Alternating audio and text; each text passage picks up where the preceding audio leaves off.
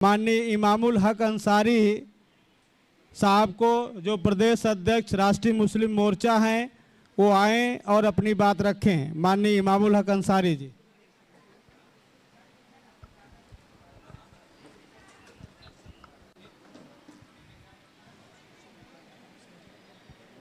आज के इस कार्यक्रम में उपस्थित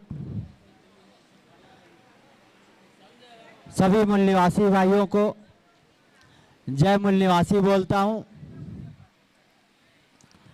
साथियों, आज का यह कार्यक्रम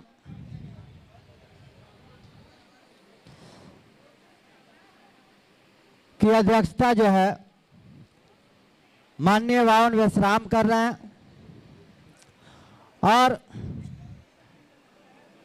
इस कार्यक्रम में राष्ट्रीय मुस्लिम मोर्चा बिहार के अध्यक्ष के नाते हमें आमंत्रित किया गया है कि विषय बिंदु पर अपनी बात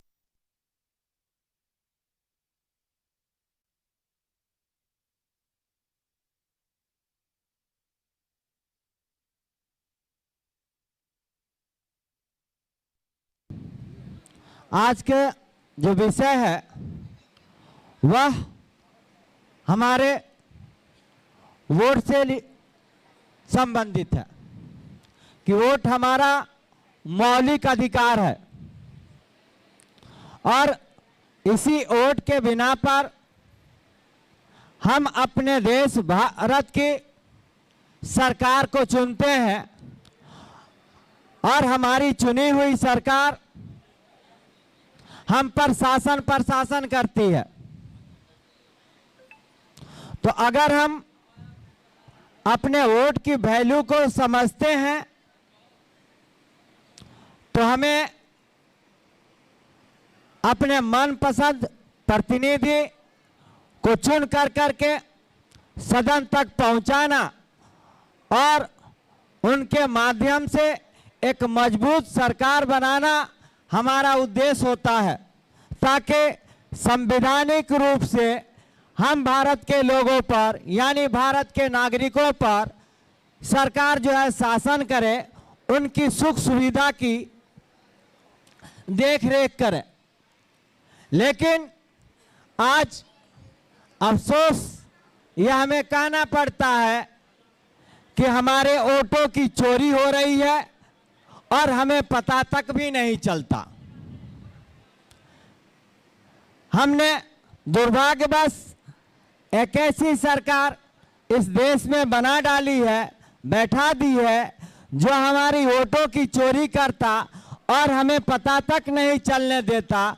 और वोटों के चोरी का माध्यम एक मशीन है जिसे हम ईवीएम मशीन कहते हैं, इलेक्ट्रॉनिक वोटिंग मशीन।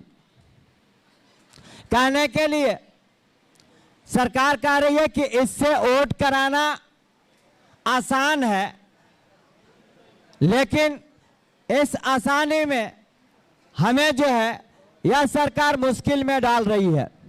हम जिस प्रतिनिधि को अपना वोट देना चाहते हैं, जिसको हम जिताना चाहते हैं, जिन प्रतिनिधियों के माध्यम से हम अपनी सरकार बनाना चाहते हैं, वह प्रतिनिधि नहीं जीतते, बल्कि सरकार जिसे चाहती है, या यूं कहें कि वोटिंग मशीन के जरिए वोट को चोरी करने वाले लोग जिसे चाहते हैं उसे जिताते हैं और अपने मनमानी ढंग से सरकार बनाते हैं। और ऐसी सरकार जो अपने मनमानी ढंग से बनाई गई हो, जो हमारे वोटों की चोरी करके बनाई गई हो, वो हमारे हित की रक्षा नहीं करेगी, वो हमारे संविधान की रक्षा नहीं करेगी, वो हमारे मौलिक अधिकारों की रक्षा नहीं करेगी।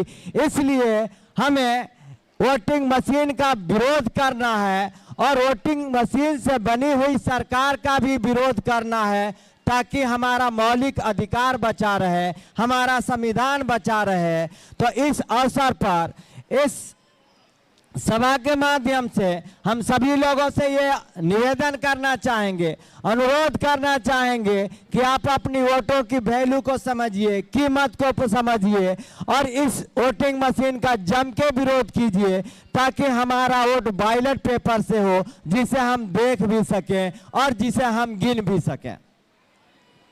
तो साथियों, वोटिंग मशीन का विरोध हमें हर हाल में करना है। दूसरा मुद्दा है कि लाख आंदोलन के बाद, बाबा साहब के दिए हुए संविधान के बाद अब तक के पिछड़ा वर्ग का गिनती नहीं हुआ।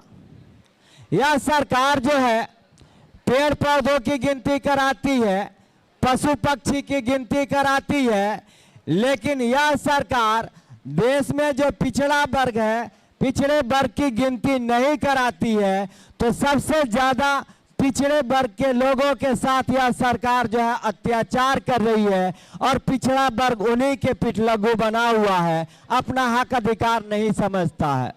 तो पिछड़े वर्ग के जो साथी हमारे इस सभागार में शामिल हैं, वो जागरूक साथी हैं, तो उनकी जिम्मेदारी बनती है कि अपने वर्ग के लोगों को समझाएं कि इस भारत में स्वतंत्रता के बाद अगर सबसे ज्यादा किसी की अनदेखी हुई है तो पिछड़ों की हुई है, क्योंकि पिछड़ों की संख्या हम 52 बोलते थे, अभी 54% हो गया है और इस 64% हो गया है और इस 64% को मात्र 27% आरक्षण दिया गया, वो भी सभी जगह पर नहीं दिया गया और ये भी 27% पूर्ण रूप से लागू नहीं हुआ है। तो सबसे घाटे में पिछड़ा वर्ग है। तो पिछड़ा वर्ग को ज्यादा सचेत होकर के इस आंदोलन का हिस्सा बनना चाहिए। तो इस सभा के माध्यम से, इस मंच के माध्यम से हम सबकी जिम्मेदारी बनती है कि देश में जो समस्याएं आ रही हैं, हम बहुजनों की जो समस्याएं हैं मिलजुल करके उनका समाधान करें और इस आंदोलन को आगे बढ़ाएं।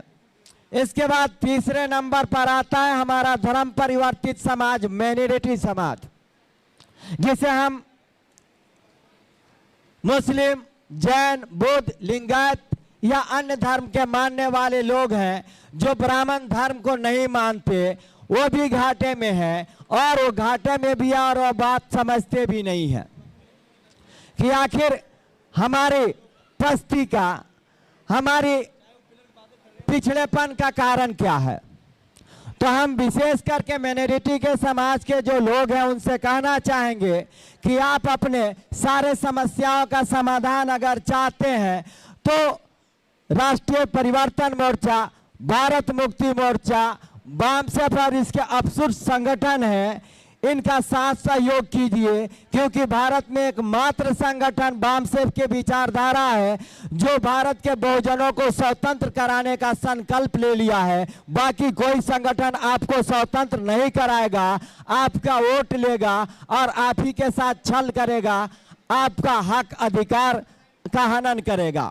तो माइनॉरिटी समाज, जिसे हम मुस्लिम समाज कहते हैं, आज वो हर जगह दिखाई देता है, चाहे वो कांग्रेस हो, चाहे जदयू हो, चाहे बीजेपी हो, कोई भी राजनीतिक दल हो, सब जगह दिखाई देता है। लेकिन आज 75 बरस बाद बीतने के बाद भी कोई ऐसी राजनीतिक दल नहीं है जो मुसलमानों के समाधान के लिए एक कलम चला दिया हो।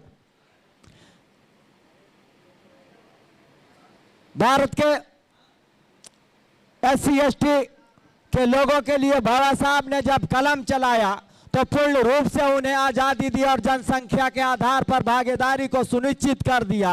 इसलिए बाबा साहब अपने समाज में अमर भी हो गए और पूजनीय भी हो गए। लेकिन हजारों के संख्या में मुस्लिम लीडरान हैं, लेकिन एक लीडर भी अपने समाज के लिए एक पंक्ति नहीं लिख पाया। ये दुर्भाग्य की बात है। लेकिन वो घड़ी आ गई है कि आपके पक्ष में भी निर्णय आएगा। माननीय वान वेशराम साहब ने संकल्प लिया है कि भारत का बहुजन चाहे हिंदू धर्म को मानता हो, मुस्लिम धर्म मानता हो, सिख धर्म मानता हो, ईसाई धर्म मानता हो, कोई भी धर्म मानता हो, डीएनए के आधार पर सब आपस में भाई भाई हैं। इसलिए सारे बहुजनों को जनसंख्या के अनुपात में हिस्सेदारी दिलानी है और इसमें हम साहब के हाथों को मजबूत करें। जिसकी जितनी संख्या भारी उसकी उतनी हिस्सेदारी अगर हमें चाहिए तो अभी हमें वान विश्राम साहब का हाथ को मजबूत करना पड़ेगा। और चुनाव मैदान में अगर हमारी बीएमपी अपनी कैंडिडेट को देती है तो हर रिश्ते भूलकर, हर संपर्क भूलकर अपनी आजादी के लिए एक वोट हमें बीएमपी बहुजन मुक्ति पार्टी को देना है। इस आशा और विश्वास के साथ मैं अपनी बारी को विराम देता हूं। जय भीम, जय भारत, जय मूल निवासी।